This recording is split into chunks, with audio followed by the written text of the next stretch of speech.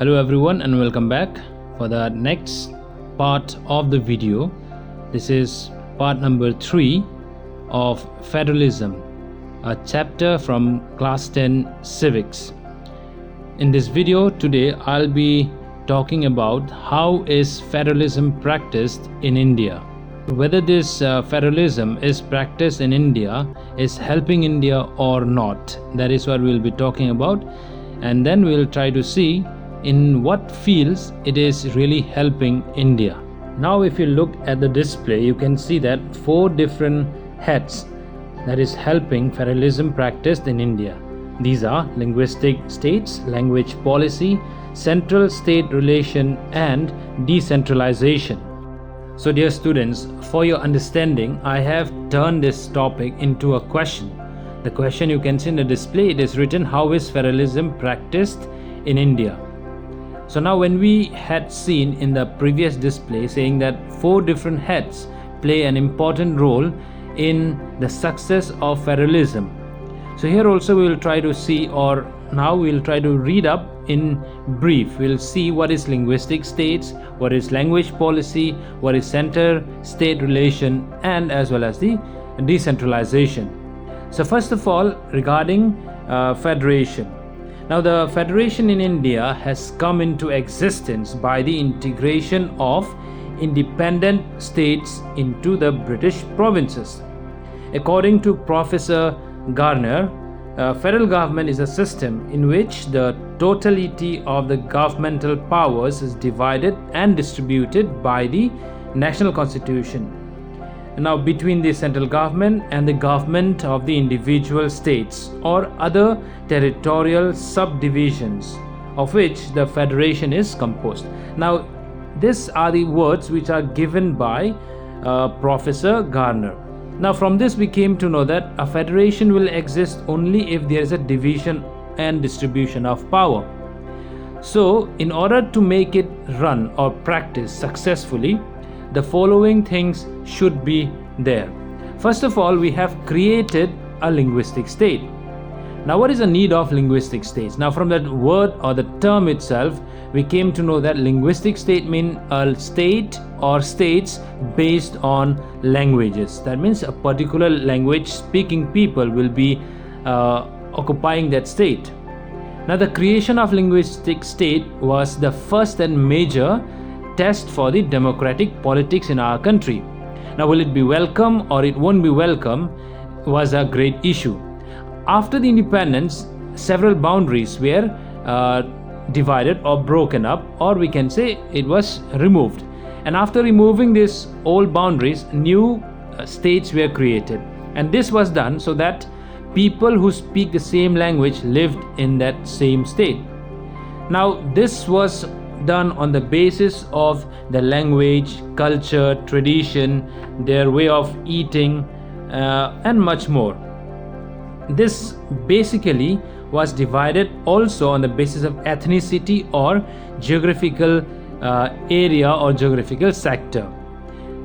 States like Nagaland, Uttarakhand and Jharkhand were based on or were divided on the basis of culture, ethnicity or geography. And now if we see the next head, that is the language policy, we'll see that Indian constitution never gave or did not give the status of national language to any one language.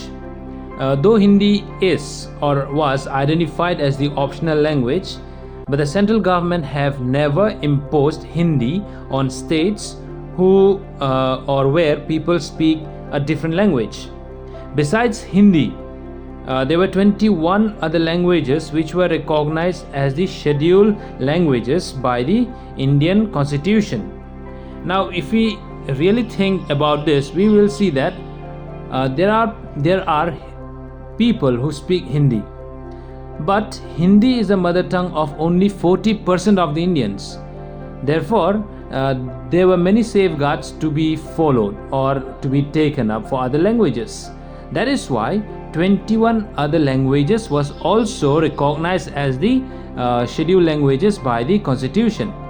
Now for this reason, there are many many questions in the competitive exams where a candidate in any competitive exams for the central government may opt to take examination any languages he like. States too have their own official languages now. Much of the governmental works that took place in any state basically follow their official language of the concerned state. The third head, that is the center-state relation. Now what is this all about? Here what we are talking is about the improvement or the relation between the state and the center, the improvement of their relation. Now improving the center-state relation is one way in which federalism can be strengthened in practice. Though Indian Constitution has demarcated the powers of the Union and the state government, but still the Union government can have influence over the state in many ways. The constitutional arrangement for sharing power work in reality depends on large extent on how the ruling parties and leaders follow this arrangement.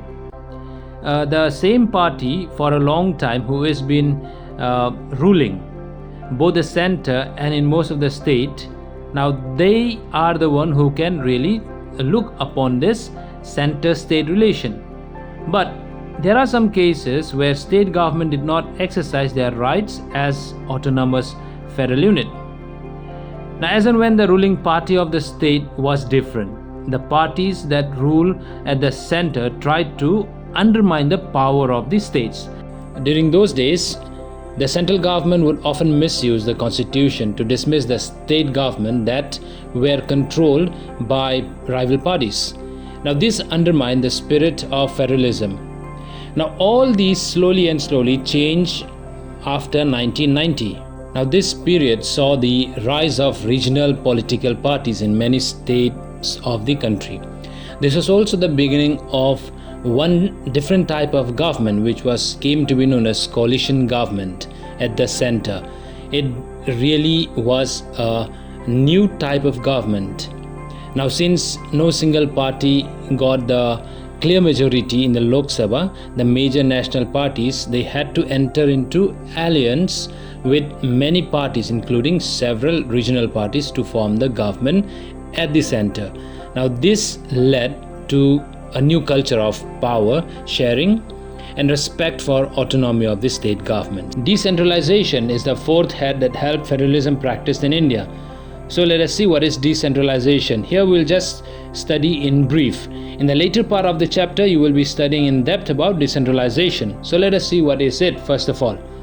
Now federal country, as we know, have two or more tiers of government. But India is a vast country, and it cannot run only with these two tiers of government, that is the state or the central. So there was a need for another tier of government. Some states in India are as large as independent countries of Europe. In terms of population, we know that Uttar Pradesh is bigger than Russia. Maharashtra is as big as Germany. Many of these states are internally very diverse, so there is a need for power sharing within these states, because it's quite huge. So when power is taken away from central and state government and is given to the local government, this is called as decentralization. In a simple way, here neither the central government nor the state government has any saying. Who has more power is the local government. Now people in this type of government can directly participate in decision making to inculcate a habit of democratic participation. So with this I conclude my video today. This is the part 3 of federalism. Stay tuned for the last and final part of the federalism, and till then, goodbye. Please do subscribe, like and share my channel. Thank you.